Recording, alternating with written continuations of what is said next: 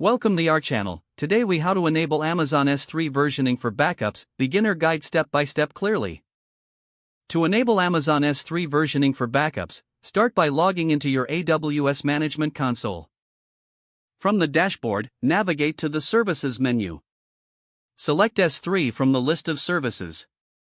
Once in the S3 dashboard, locate the bucket for which you want to enable versioning. Click on the name of the bucket to open its details. In the Bucket Details page, find the Properties tab and click on it. Scroll down until you see the Bucket Versioning section. Click on the Edit button in the Bucket Versioning section. Choose the Enable option to turn on versioning. After selecting Enable, scroll down and click the Save Changes button. A notification will appear confirming that versioning has been enabled. Now your bucket is configured to keep multiple versions of your files. Next, you can upload files to the bucket to test the versioning feature. Try uploading a file, then upload a new version of the same file.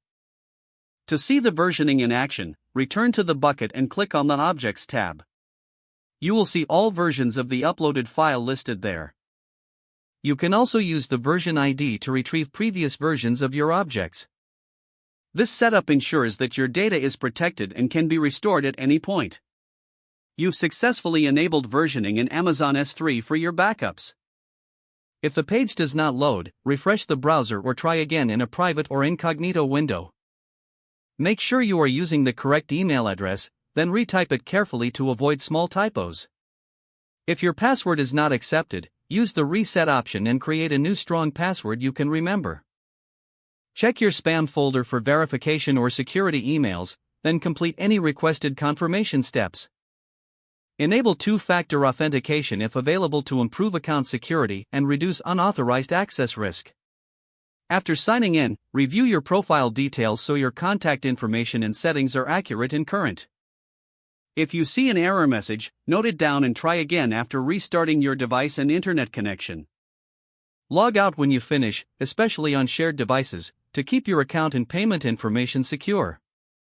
If the page does not load, refresh the browser or try again in a private or incognito window. Don't forget to like this video and subscribe to our channel for more step-by-step tech guides.